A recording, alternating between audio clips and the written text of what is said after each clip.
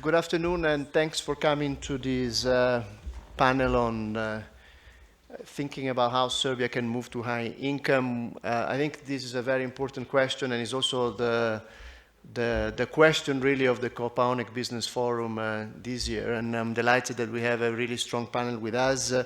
We are lucky to have Matilde Moore, she's the UN Resident Coordinator in Serbia. We have Kori Udovicki, who's the founder of SEVES, but also former governor of the National Bank of Serbia. Richard Record is our lead economist at the World Bank for Serbia and the Western Balkans. And Bodin Bulatovic is a country officer for Serbia and the Western Balkans at the IFC. And really, it would be very interesting to hear from you a little bit, what does a country need to do to move to high income? I mean, this is something that we often discuss with the Serbian authorities. We always praise the macroeconomic management of Serbia, but we often underscore the fact that Serbia can grow faster than, historically Serbia, if you take the last 20 years, have been growing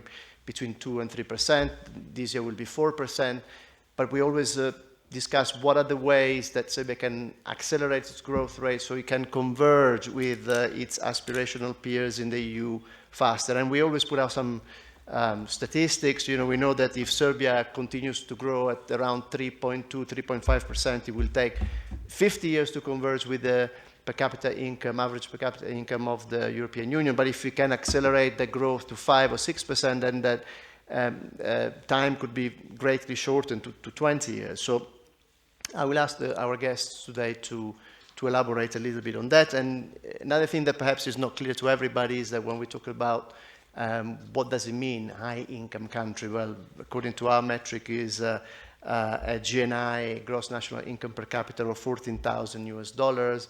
Current prices in Serbia at the moment, GNI per capita is around 10,800. So perhaps let me start with you, Richard. The World Bank has done some work recently. Our World WDR, World Development Report, is on how to avoid the middle income trap for middle income countries. We also had a WDR companion report that focused on ECA, on Europe and Central Asia. If you can frame the discussion for us, that will be super useful. So over to you. Okay, thanks a lot, Nicola. What does it mean to become high income? So from a mathematical, fairly simplistic definition, it's $14,000 per person per year. That's actually not very much. I think Serbia will likely pass that in the next few years. And of course, all the aspirations is to converge with European Union average living standards, which is well beyond that. And of course, we know that life is not just measured in dollars and cents. It's one dimension of looking at development progress. But still, it's a useful one and an important benchmark. But firstly, what's clear is we live in a middle-income world. 75% of the world's population are middle income, not yet high income. 40% of world GDP is produced in middle-income countries. About 50% of the world's poor are in middle-income countries, and about half of the emissions. But since 1990, 33 countries have successfully made that jump from middle to high income. So in a sense, we kind of know what the secrets of success are. We can look back and see, well, what did those countries do? And then maybe how can Serbia and its neighbors think about a similar pathway in the future? But I think in truth, it's always been difficult. That's why we talk about a middle income trap. It was actually our chief economist, Indamid Gill, who first came up with that terminology some years ago. We joke it only took him 20 years to come back with another study on the recipe of how to get past that. But I think in truth, it's getting harder. I think, we've had geopolitics on steroids in the last week, but clearly even before the last couple of months, it's becoming a more complicated world. We're seeing reduced space for policymakers everywhere, with higher frequency of crises, rise of populism, makes it much more difficult to sort of pull the levers of economic policy. And then what's totally different now compared to countries who made that transition 20, 30 years ago is the challenge of climate. I mean, we look back at Poland, we think is a fantastic success story. This is a country which has increased its GDP 10-fold in 30 years. I think the Minister of Finance yesterday talked about doubling Serbia's GDP since 2012. I mean, Poland did it 10 times over. but they didn't have to worry quite so much about emissions in the same way that Serbia and its neighbors need to do now. So it's always been difficult, and it's getting a little bit harder. Anyway, what do we look when we look at the countries in this region, including Serbia, who are looking to make that transition? A few things we found sort of looking in terms of the constraints. Firstly, we see a slightly worrying sort of lack of what we call within-firm productivity growth or innovation. We often see that a lot of the new technologies come from abroad. That's great. I mean, having an open economy, attracting FDI is terrific, having new startups. But we find that a lot of that dynamism is driven by new firms, and there's often a sort of stasis among existing firms that aren't quite innovating or bringing in new technologies and advancing as much as we would expect to see.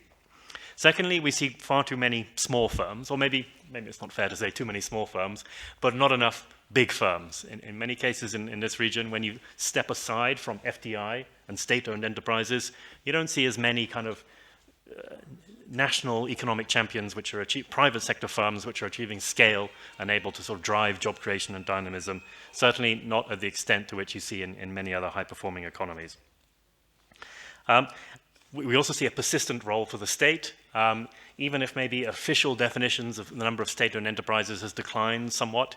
If you include a broad definition, which is just any business which has state ownership or direct state control, it's worryingly large and remains worryingly large. And perhaps it's no surprise that we see those two issues going together, lack of a dynamic, sort of growth-oriented domestic private sector and the persistent role of the state. And then continued human capital challenges. We see a significant gap in labor force participation among middle-income economies and those that have successfully made the leap over the last few years, particularly among women.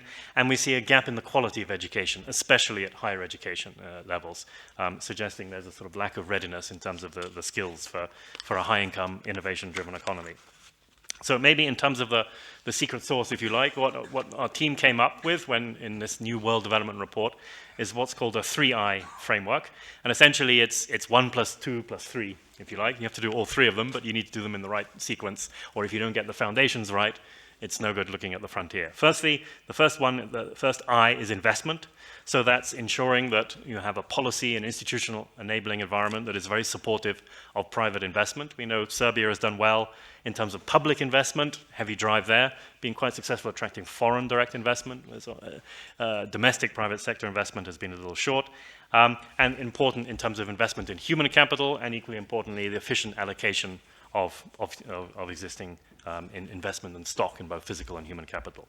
So that's the foundation. That's kind of what everyone has to do. The next one is innovation, adding to that. So the second I, and that's really about leveling the playing field between entities, both in terms of businesses, domestic, foreign, state, non-state-owned, large, medium, small, but also in terms of social mobility, having a society that allows merit-based advancement and ensures that talent is allocated where it's most needed and is able to sort of thrive. Second, so investment, add on innovation. The third I is what we call investment, add on infusion. Third I is innovation at the frontier. So this is really about attracting new ideas, being able to push out the frontier, having an ecosystem that's supportive of science and research, linking it to business, ensuring contestable markets, and a system which is very supportive of research and development. Of course, wrapped around all of that is the importance of having the right business enabling environment, institutions which are supportive of growth, and in the context, of course, of a decarbonizing economic pathway. So maybe I can stop there. Thanks, Nicola. Thanks a lot, Richard. That was quite comprehensive. Corey, let me move to you.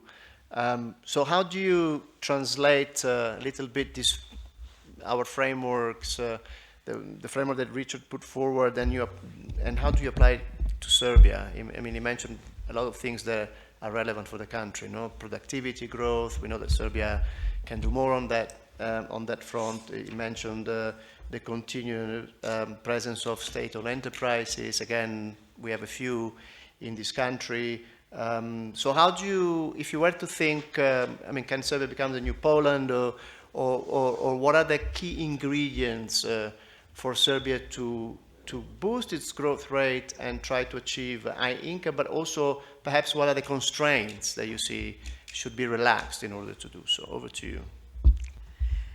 Hello, thank you very much for the opportunity to speak. and in such good company. And I also want to say that I really, really enjoyed reading both reports and welcome them very much. I think they are addressing a huge gap in the literature. I would like to mention for Serbia, to start, I apologize, with some numbers, but I think it's important. And this is what we in CEVES do. We like to dig through the numbers and get a bit of a more concrete idea about what happens a little bit further below the level at which the bank has to look at things, because it cannot look in this kind of detail all the economies. So the report, both the global and the regional one, emphasize very clearly that, yeah, small firms, we like them, they're exciting. Lately they've been innovators. But the important thing are large firms, because really who can truly do research, who can truly open new paths, and I don't mean only infrastructural ones, but also infrastructural ones, are big firms. And while we are a small country and cannot have big firms, or at least not more than one, once EPS is out, we could and should aim to have more large companies. We have a total of 674, as far as we could count, that employ more than 250 people. The problem is when we look at the structure, 100 are state-owned. And we know the problems that we have with state-owned companies, and I don't want to elaborate on that because it's quite clear what would need to happen for them to actually add instead of to subtracting from the productivity of the economy. Another 100 are in domestic hands, 100 privatized companies. So only 100 of, I think there was at least 2,000 that were privatized actually into first domestic capital, remained in domestic capital. The rest have been either imploded or not large anymore, or are owned by foreigners today. 200 are owned by foreigners, and there is only 250 companies that employ more than 250 employees that are what we economists call the novo private firms. I mean, they were really domaćinske they were made by a family or by a couple partners in the IT world or something like that, and that have gone over 250 employees. I'll be now faster. Only 30, about a half of those export, only 66 de novo companies are exporters, and only 40 of them are in manufacturing. The rest are mostly transport and commerce, which doesn't count in this case for what I want to describe.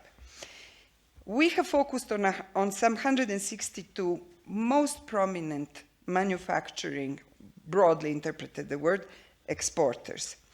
They have doubled their exports since 2018 as a group. But when we look at how they grow, we see very serious problems. And what I want to emphasize is a country that has come out of transition has no other way to acquire large companies but either grow their own small and medium enterprises or every now and then attract a large foreign company. The large foreign companies we know, some of them are already leaving. They are not sufficiently integrated in the economy. Why is that? I'll speak a little later on the methods of how we make things happen. But I don't have anything against foreign companies, but it has to be clear that in the end, a high-income economy has to be able to be productive with domestic capital. And so it cannot only be foreign capital that can come and go. And just a second, this is the trick with, okay. So, among these companies, once they reach about the size of 200 to 50, they start running into problems of their own management. They are often a single-person manager, a single creative person led firm. But they also start having problems with the business environment. I mean, they start having them before. But these exporters have absolutely not the comparable support for exports that companies receive in any European or OECD country. So they have to compete with companies with a serious disadvantage. I'm not going to get into the details, but let me say that we know of one of our star performers that after they could not sell a machine and receive a grant for a guarantee for a 7-year insure their sale for a 7-year repayment period to Mexico, they lost it to Italy to a company whose product was 30% more expensive. That's when they sold themselves to a foreign owner. Similarly, another great company, the owner told me, I don't want my daughter to inherit and run this company in the current business environment. So they've also looked for a good new owner.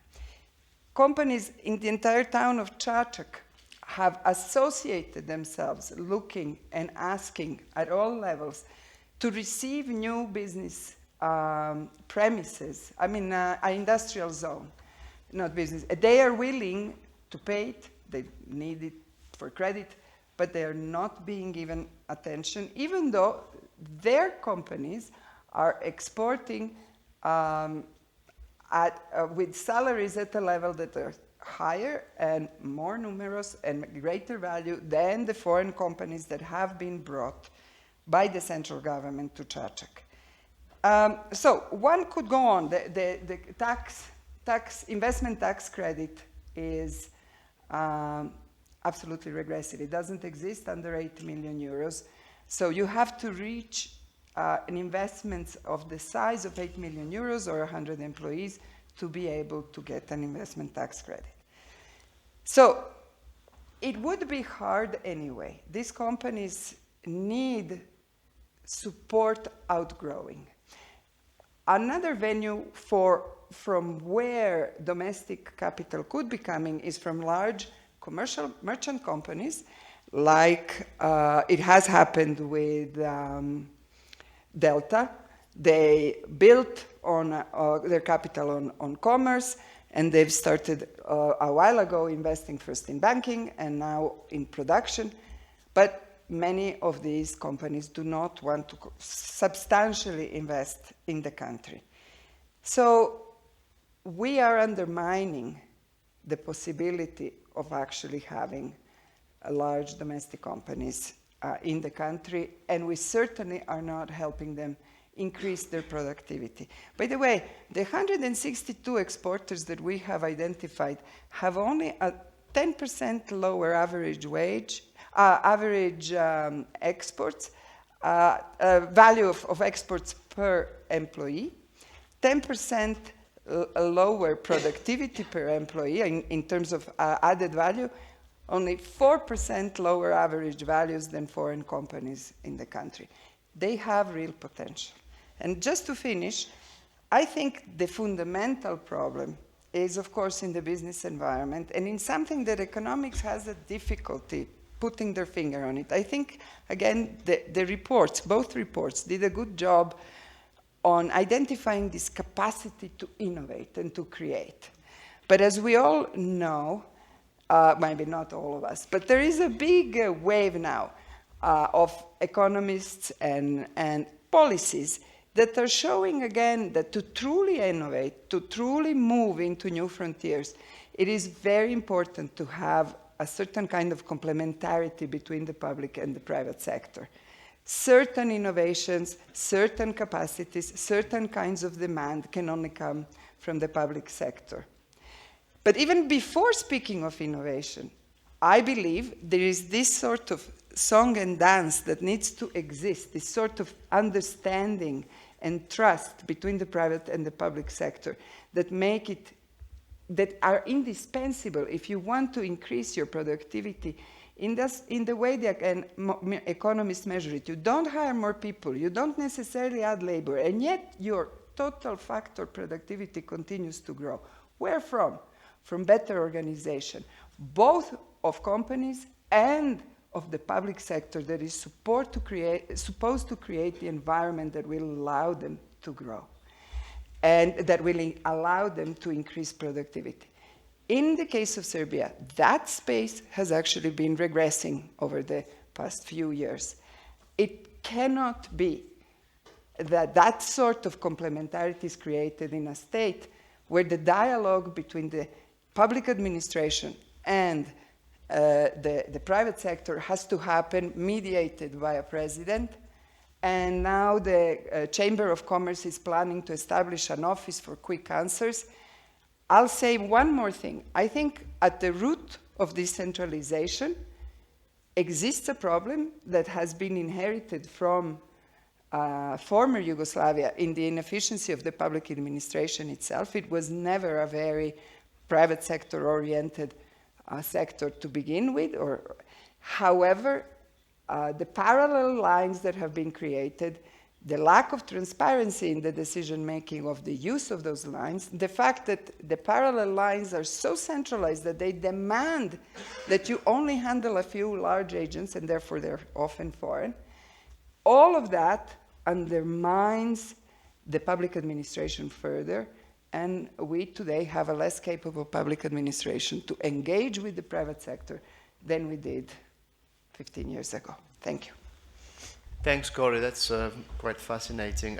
Maybe it's a good segue into you, Bodin, then, given that you deal with private sector firms as part of your job every day. I mean, we heard a few things. Richard said that while Serbia has been successful in attracting foreign direct investment, perhaps the mobilization of domestic private investment has not been as robust, let's say. And Corey also focus on a number of issues about the issues that firms find and allow them to grow. Is it a productivity, from a productivity angle?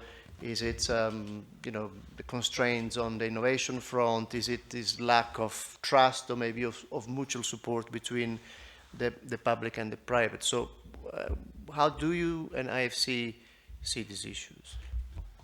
Thank you very much, Nicola. It's a pleasure to be here today. And echoing what our colleague said, and perhaps switching a bit gears to the private sector, we see Serbia at a junction right now. Serbia is, I think, measuring which instruments best to use in order to make this transition from a middle or upper middle economy to a high income economy, which is not easy. There's been many successful case studies in the past. We're talking about Taiwan, Singapore, South Korea. However, using these case studies is not, of course, as straightforward. Serbia and the rest of the Western Balkans operate under slightly different circumstances, backgrounds, economic development. But fundamentally, the critical policies at place are the same. So the policies that we need to talk about in order to realize which direction Serbia will likely be taking in the future is how to attract and boost domestic investment. Also gauge and move the FDIs towards a more higher value-adding sectors, and then what Richard touched upon briefly earlier about the enabling and business environment, which is absolutely critical for both the domestic investment, but also for any FDI. But talking about domestic investment, one of the key metrics is domestic credit to the private sector, which in Serbia, I think, it declined in the last 3 years from about 46 to 36% in 2023. I believe there was a slight rebound in 2024, but nevertheless significantly lower than the EU average of 78, 79%. But what does this mean? That means that either there's not enough capital available for growth for the private sector, domestic private sector, or there's not enough activity. And why this is important is because the domestic private sector is integrating, in most instances, the entire value chain within Serbia or the region where it operates. Typically and traditionally what we see with FDI, that a certain business process or manufacturing segment is outsourced to Serbia, meaning that not the entire gains of the production are retained within Serbia in the long run. So either the value added is then finalized in a different country of operations, or significant dividends are then repatriated as part of the business operations of the investing company.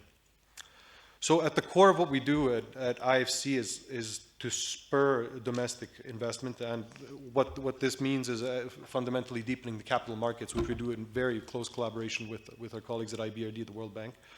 The joint capital program, I think, is one of the most successful instances of what we aim to achieve. And on the backbone of this, IFC helped mobilize 50 million US denominated, RSD denominated funding for Raiffeisen last year to support MSMEs in the country. This is just one example of how we aim to spur this. And then previously, at the previous segment, we had Mr. Jelic talk about capital, private equity and other alternative capital funds in Serbia and the region. As IFC, we participate as LPs in a number of these funds, not limited to Black Peak, but also Integral Ventures. So this is a significant component of what we aim to do, not through direct investments alone, but also by supporting other vehicles that are able to invest on our behalves and spur domestic investment. But talking about FDI, and we heard from the governor yesterday, Serbia has had remarkable growth in FDI. That's undoubted. 4.6 billion, I believe it was the figure for 24, which is 8-9% increase year on year. However, traditionally, with notable exceptions, of course, these have been geared towards low wage, typically lower added value segments, mostly in the processing of certain automotive segments. And the wage structure is such that perhaps doesn't reflect the skill set of the labor that we have in Serbia. One of the studies that the World Bank actually did with the Human Capital Index is that the quality of upper education is higher than the quality of basic education, meaning that we have a frictional gap there in terms of the skill sets and the employments that are offered in the country. Of course, there's notable examples. We have ZF, who has the R&D in Pančevo. The Rivian came with significant higher value added, but this needs to be done at scale. Part of what we aim to achieve with IFC and World Bank together is to help bring these higher value added investments to Serbia. Primary example of that would be the eco-industrial parks, which is a program that was launched last year with funding from the European Commission, where we aim to identify key areas in Serbia and the Western Balkans that are logistically apt, which can kind of host these higher value added investments. We just recently signed this in Šabac, so Šabac will be the prime area for this. Recently, we also extended a 200 million loan to Mint, which operates in the automotive segment, but is aiming to augment the level of technological advancement that it achieves with its investments. Now, switching gears over to the business and enabling environment, which Richard talked about. Now, we can talk about the hampering of the bloated SOEs or the public sector, but I think that Richard and my colleagues, they're a much better position to talk about that. What we at IFCC as one of the business and enabling environment issues that needs to be tackled is logistical connectivity within the region. Inherently, the Western Balkans are one economic market. Serbia, Bosnia, Croatia lean on one on each other in terms of placement of private goods that are produced, and therefore the infrastructure needs to follow in order to spur the growth of these investments. So when we talk about connectivity, we're talking about infrastructure fundamentally. Ports, which we're helping develop 2 ports on the Danube River with the government of Serbia. Recently, we also invested for the development of the airport in Belgrade, and currently we're structuring the airports of Montenegro, hopefully to boost the connectivity with this, the former Yugoslav economic area. But to wrap up, kind of the main focus, of course, is transitioning and attracting this FDI. I know that the government has taken a very sound approach, crawl before you walk. So bring in the low wage, low, let's say, added value sectors, but then build on that. It's a very tough strategy to deploy, especially since for the last 10 years, Serbia has signaled to the world and to a lot of the investors that the primary reason why to relocate certain business processes or manufacturing is because of labor, and the subsidies followed this vein. But recent efforts, for example, with the Bio4 campus and other initiatives that the government of Serbia has spearheaded, and hopefully with the support of the IFIs, we will be able to jointly attract a number of these investments. Thank you. Thank you so much, Bodin. Super useful and integrates well with what the previous speaker has said. Now, when we talk about growth, how to generate income or GDP, we have our production function capital, labor, and total factor productivity. So far, we really talked about the K and the TFP, and we haven't talked much about the L. So I'm coming to you, Matilde, because human capital is fundamental for growth, and I wonder how, from where you sit, you think about human capital and ways in which it could be strengthened in Serbia so it can underpin faster growth rate of the economy. Over to you. Yes, thank you. Maybe just just to catch on your comment on development more broadly, I think it's important also to note in terms of human development index, Serbia is actually in the category of very high human development, which is a very good starting point. 0.805, which is just above this very high human development. If we narrow that down to the human capital, that then excludes GDP and focuses on health and education, and not only education in terms of numbers, but more importantly, education in terms of quality. That's where we start getting more gaps. Serbia being country number 42 out of 173 countries measured by the World Bank. And there we can see the gaps in learning. So Serbia has consistent underperformance in comparison with OECD countries in PISA, both in math, in reading, in science, and quite interestingly also in creative thinking, and I will come back to that in a while, and it connects to what Cody was saying about innovation also. So definitely, this issue of labor productivity being low in Serbia, 50% of the EU average, the issue of the education system and learning is important there. So for workforce talent development, and this is related to the comment of the creative thinking being below the OECD average, there is a need for a shift in terms of knowledge reproduction towards more problem-solving learning and problem-solving teaching, which includes also critical thinking. So that is a whole process that the education system still needs to work on. The other part, so you have all these new demands coming from a very technified, different technified sectors, many of which we have heard from in these 3 days of conferences. But then you also have the more labor-intensive parts, and there you have the vocational training, which also needs to be adjusted. And perhaps a good example of how to work in the vocational sector, Poland, you mentioned Poland also.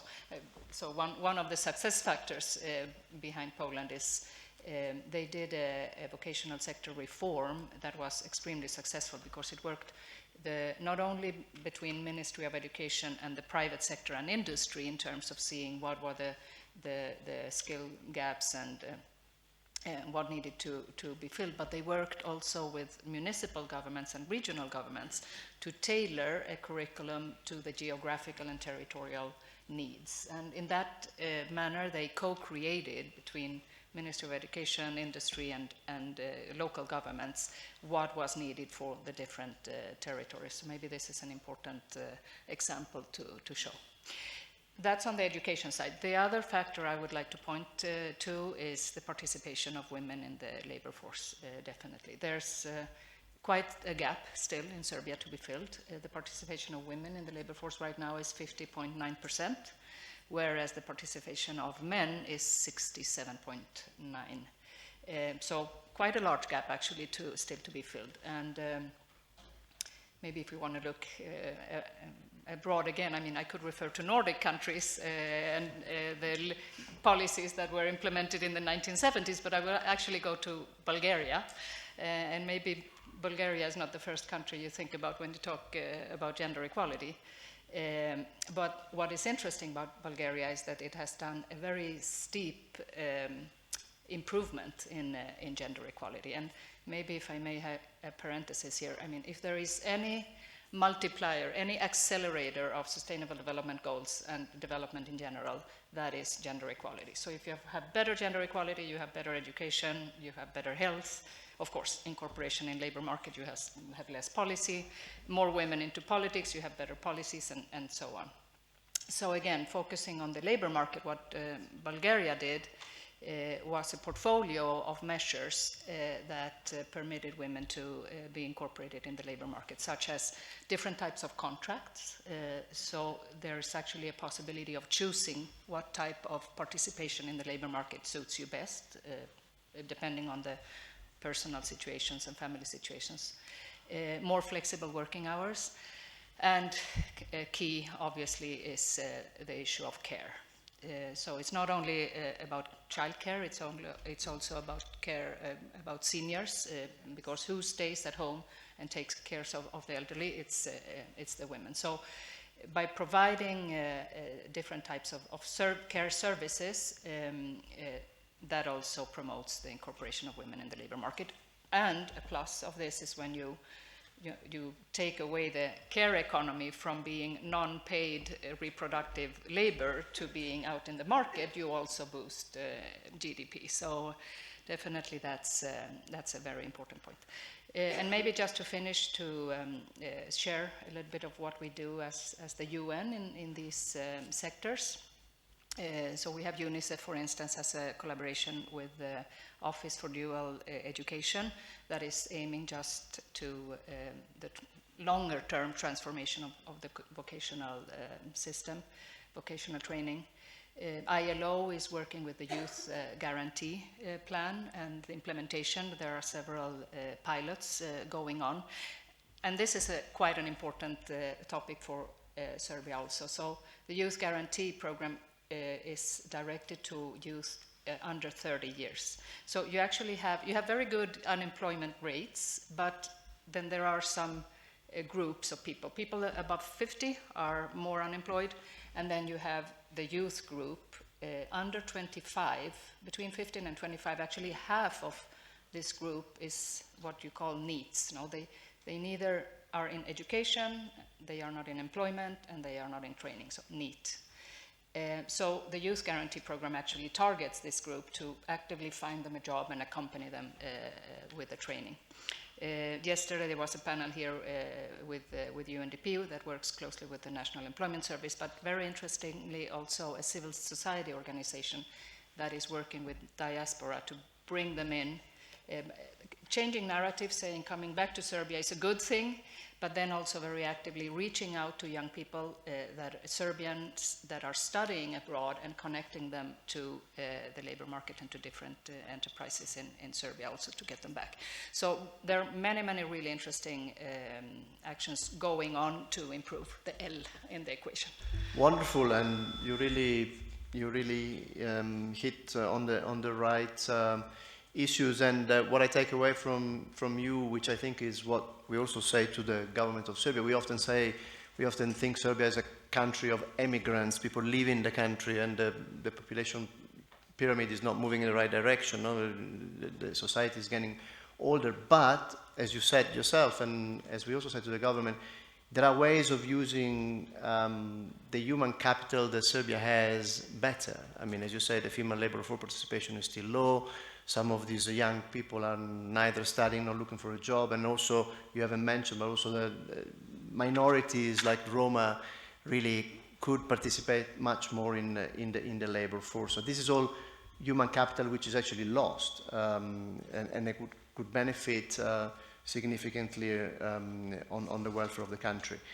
Now, we have 30 minutes left. I picked up a few elements that I would like you to unpack, but perhaps quite quickly, and then it would be nice to have 5-10 minutes for Q&A for the audience as well. So, growth. Maybe I'll come to you, Richard, again. I mean, 3 or 4 minutes. You know, we discussed the framework, Corey and Bodin added on the private sector. But if you had to, elevator conversation, explain to somebody, what would you need to focus as a policymaker in Serbia to jump from a 4% growth, let's say, to a 6-7% growth? what would you say? What are the 3 or 4 elements you think are at least sine qua non, no, for a faster growth rate? Okay, I mean, let me pick a couple since I think we've talked about capital, labor, maybe I'll come back to the productivity aspect. And since I think the idea of this panel is maybe lessons from other countries, so let me pick a couple.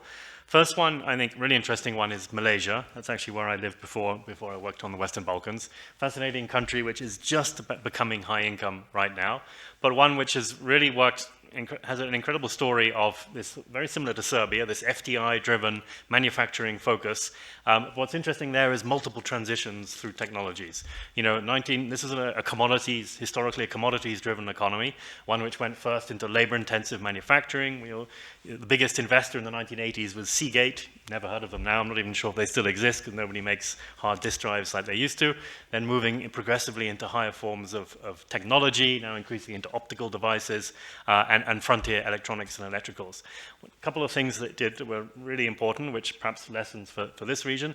One is being very smart and selective in investment promotion, investment policy, and tax incentives. I worry often, sometimes in Serbia, it's a little bit of a kind of shotgun, you know, whatever we can get. Okay, maybe, like you were saying, Bodin, it's kind of start with the easy wins. I think it's probably time now to be thinking about, well, who do we really want? Because it's not like we have unlimited labor force here, right? And it's not about the quantity of jobs, it's quality jobs. If you really want to pull people out of who you know, other forms of employment or into the labor force, it needs to be a job which is sufficiently attractive. So having a smarter, maybe investment policy framework, more targeted incentives, really thinking about the sort of incremental changes in technology in terms of FDI could be an important driver. I think that's maybe one lesson. Second one is, I think maybe closer to home, maybe going back to Poland, is thinking about and using the EU accession process as a driver of institutional reform. Sorry, at the beginning I mentioned we have, 33 countries successfully gone from middle to high income around the world. Some of them are just lucky, you know, if you have massive oil and gas, you know, countries in the Middle East. Some of them are very small island states, you know, you get tourism or a banking haven. Fortunately, Serbia has neither. So the interesting ones are the ones that did it through hard work, and actually 10 of them in Europe, all 10 of them, no coincidence, but have become EU member states in the last 5, 10, 15, 20 years. And I think often the sort of dynamic is seen as, well, what do we get when we get in there? What's the destination? Whereas maybe it's the journey which is equally important. And I think Poland is a great example again. When I was working in Malaysia, we went through this political transition and there was this angst that, oh, how can we keep on growing if we change governments like this? I think Poland has had 20 governments in 30 years or something. So, you know, you can have political change as long as, there's a consistent and a coherent view about the direction, about accession, joining the European community, and using the accession process as a way of improving institutions around the business environment, regulatory predictability, the green transition, human capital, skills, equality, all of these different dimensions which are hard to quantify, but in the end, often what underpins participation, quality of investment, the extent to which firms can grow and become competitive and create better jobs. Thanks. Wonderful. Thanks so much, Richard. Now, Cory and Bodin, I have a few things that would be nice to unpack. You can pick. One would be this story about FDI. Some of you started saying, maybe I'll go to you then, Cory. So how do you switch this FDI model to higher value added, more frontier sort of sector? Because I think that generates innovation, brings in fresh capital, and will then sustain the growth rate. And the other body, you can think about it, what Cory's thinking is maybe, one is access to credit. You mentioned for the private sector in Serbia, by and large, credit is still confined to commercial banks, and now we're working on developing capital markets and creating more liquidity in the economy. So that may be something, or this issue about value chain in light of this accession process for the Western Balkans towards the EU, which has, have benefited from an acceleration due to geopolitical events, and perhaps the opportunity for Serbia on nearshoring and boosting sort of regional value chain. But let me start with Cory. Thank you very much. Yes, I was eager to actually add an important footnote, but now I can also elaborate a little bit more on the issue. The foreign direct investment in Serbia into manufacturing peaked in 21 actually, and then kind of continued in nominal terms in 22, but that was already the inflation. Today, foreign direct investment in manufacturing is only 15% of the total. Then it was like 38, and 50% is either 30% is in construction and real estate, and the other 20% is in mining. And the rest, okay, the good news is there is an increase in investment in IT. But that, let's see whether that's only the effect of the Russian migration. What I want to say is, first of all, I would really encourage, some of us would have to research where is all this money that's going into construction and real estate going. Well, there is an information that I have that sometimes the government's loans, borrowing directly from other countries, the way this happens can end up looking like foreign direct investment, because actually the payment for the loan is done in the country that's originating the funding. So it's important also because, and then I'll go into more what you were really asking for the macro framework that we're talking about. I still hear the international community being very affirmative about the macro framework, but if we start looking at what's happening on the exchange rate and real wages versus productivity side, we are beginning to crowd out productive, both investment and just economic activity, whereas, and tradables. Whereas non-tradables, which is what we are ramping up investment in right now, is threatening to create a Dutch disease. So back to, however, our observation indeed, I totally agree with Bodin. We've studied a couple cases, how important it had been to get these factories, that make the most basic wire harnesses. They're the ones that are already moving out now. It's okay. Those places in the south that got them got an economy going. They were not kind of living. They were not. They didn't have anything to give impetus even to consumption, let alone to investment. However, we've had an educated workforce. I don't think that we've gained much there in that sense for industrial workforce. When it comes to that further selection, this is exactly what we've been talking about. Poland has a fantastic history of really being strategic about where they attract the foreign capital, how they make it. They make zones. They've, I think, selected some 12 or 16 areas where they're much larger country, but where they concentrate industrial and manufacturing and services and other activity, and you can create some kind of a trickling down and exchange of capacities. We are doing the opposite. So not only is it extremely important to start paying attention who one attracts, and to this day, when it comes to more sophisticated investment, it is extremely centralized. It worked mostly with Germany because there were good connections at the personal level there.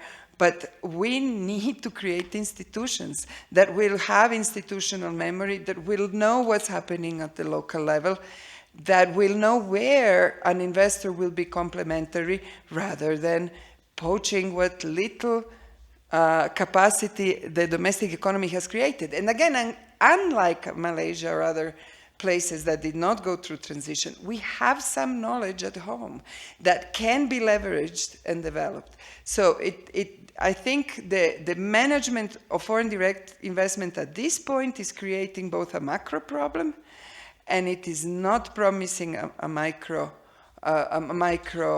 serious micro progress for the future. Over to you, Bodin. Clear. I think we are at a turning point. An inflection point. Bodin, over to you. Thank you very much, and thank you, Corey. I think you made a lot of very good points, so I'm probably going to be a bit shorter on this, but but what I wanted to just emphasize is, in terms of FDI, when we observe it, at least from our experience, it's about permanence. So a lot of the FDI, I think it was 2013, 2014, when the first policies came into place to attract significant FDI. Much of these were geared towards attracting through certain subsidies on labor tax and income taxes and other, let's say, duties that were to be paid. So basically, once these expire, we see that a lot of the FDI have kind of moved out, transitioned out to other countries that offer similar subsidies. They just continue rolling them. In practice, what we see is that FDIs that are more intertwined with the local sectors, that build adjacent businesses that are linked and rooted in the Serbian or regional economies, tend to have a much longer impact. And as Corey said, I mean, if you unpack the FDI over the last 10 years, removing construction, real estate, we get a slightly different picture in terms of which key segments of the manufacturing have kind of contributed to the growth.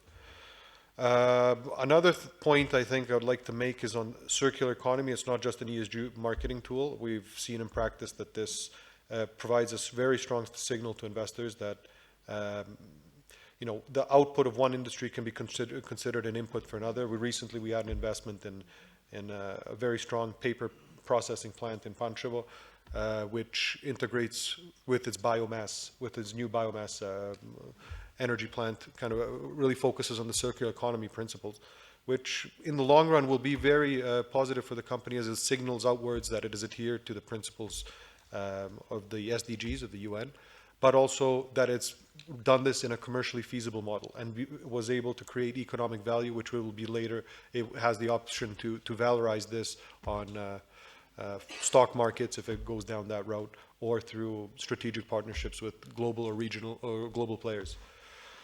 Just to touch on the capital markets, I mean, we all know what's needed there. I mean, we have the impending corporate bond issuance, which is an excellent signal. We'll see how it plays out. I think this is a very critical point in Serbia's capital market development.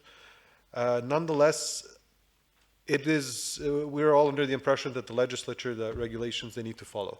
So we still see RSD denominated, which is great, but it would be great to see down the road euro denominated. I think we'd get a much higher investor pool, a much higher turnout of investors from abroad. And then kind of going down on the investment scale, Serbia, at least to the best of my knowledge, is the only country in the region that still does not permit activities of MFIs, or at least equates MFIs with banks, which makes it impossible to do business. I believe that this would be an excellent signal, both to having MFI regulation in place for SMEs to access additional capital, not just through commercial banking, because fundamentally it's 98% of all the entities, the legal entities in Serbia, are MSMEs. So if we're not catering to this market and just to hire large corporates, which is great, of course they employ much more people on average, but eventually you're squeezing out MSMEs, which are the ones that are creating room for themselves. They're innovating, they're consolidating their positions in the private markets. Without that, inevitably they'll be absorbed under some large corporate mass. Thank you. Thank you, Bodin. And let's end with Matilda. I was going to come back to you and ask a little bit about what the individual agencies of the UN were doing, but you started doing that already in the prior. So I'll leave you free hand in picking your Great. next 3 minutes. Thank and you. then we go to the audience. I actually wanted to connect to the issue of capital markets and more broadly financing. And I wanted to go back to the global level again and middle-income countries global. I mean, this is a very large group and very diverse group of countries also.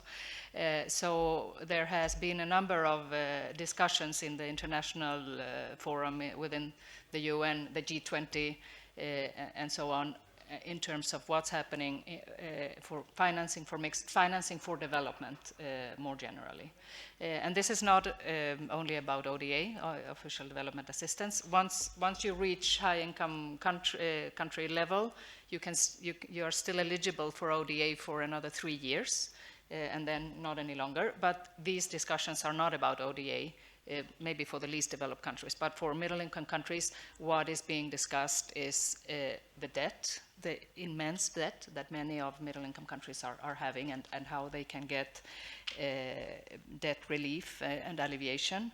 The issue of vulnerabilities, climate vulnerability is so high on the agenda. You know, you can have middle-income countries that in 2 days of a hurricane get 90% of their GDP swiped out. So the importance of not even concessional finance, but grant finance for these countries is very much being discussed also. And in all this, there is a discussion about how we can reorganize the international financial system, of which you are part, but also the IMF's SDRs and so on. And I think definitely we're up for major earthquakes geopolitically and in terms of financing in the world. So we will see how this plays out. For countries such as Serbia, the issue of bonds is definitely an option for the financing part. There will be an international conference happening in Spain, in Sevilla, end of June, early July, financing for development, and we will follow that and see how this plays out. Thanks for giving us that global take also on financing for development. Now, we have 12 minutes. It would be nice to hear from you in the audience some comments or questions for our panelists.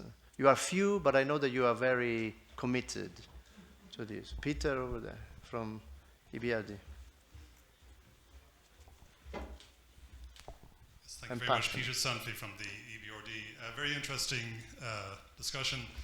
I just wonder, can I ask the panel, what is their view about the quality of institutions and governance in Serbia over the last 20 years? Corey, you mentioned that the institutional capacity to deal with FDI has actually gone down, and probably no one would know better than you, having worked at the highest level in government. Is that a view that's shared? I recall the World Bank governance indicators. I think they started to go backwards a few years ago in this region. Is it really the case that Serbia, despite all the good growth rates and so on, it's not making progress on governance and institutions? And if so, how worried are you by that? That's an easy one, Peter. Thank you for asking. And but before we go back to the panel, please don't be shy. It would be nice to gather another couple of observations or questions. Jovan? Yeah. And, Sebastian from the IMF. Thank you. Thank you. Very interesting interventions, all of you. Just one, I hear your views about the importance of developing domestic capital markets, which I fully agree. Usually these tend to take time. So in the meantime, my question is: do you see room for the banking system to play a stronger role in the growth process? I mean, I think one of you mentioned earlier that credit to GDP ratios in Serbia, but I would say in the Western Balkans more generally, is still much lower than in other Central Eastern and Southeastern countries.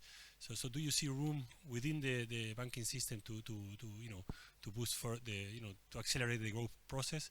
And what is actually constraining that growth process? Thank you. Thank you, Sebastian. And Jovan, I think in the front row. Sorry, maybe introduce yourself. Yeah, I think this one is for Corey.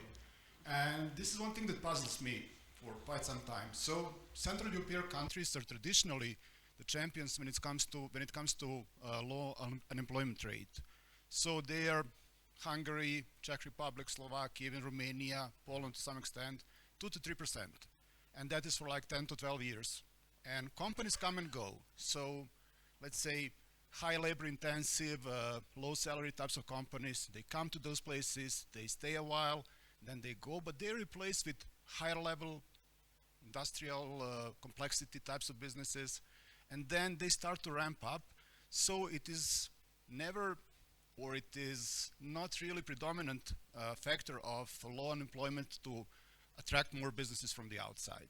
So where Serbia stands in that play field, and are we capable of capitalizing on attracting high level investments when it comes to let's say leveraging 8 to 9% of an unemployment rate, or there is something that permits us to kind of play in the same league with those countries? Thank you so much. Anybody else? So, institutions, governance, banking sector, firms, over to you guys. Who wants to start? Corey? I will just briefly answer the institutions question because I don't want to hog it, but I was very negative in my first intervention, and I really think so, unfortunately. I'll just say we've always had a parallelism. This is not something that the current regime or series of governments invented. Even, Boris Tadic was able to make a lot of decisions as a president all by himself, and often actually had to. Those are fundamental problems in the system that we haven't addressed, and I think they're former Yugoslavia and that Croatia and so on, and Slovenia managed to resolve. The rest of us didn't. But I think the way things have gone since 2012, or especially since 18, it has fully disempowered institutions. And now even competence. I mean, guys, we have to take into account that we've paid nearly 2% of GDP for sheer incompetence in the management of the electrical utility. There was no other explanation for what happened there. So stop there. And telegraphically, I think, we have 9 because of such frictional unemployment. Because exactly, we haven't been bringing investors or supporting domestic companies where the economy calls. There's a real lack of dialogue. There's a real, even if it were corrupt, it would be fine.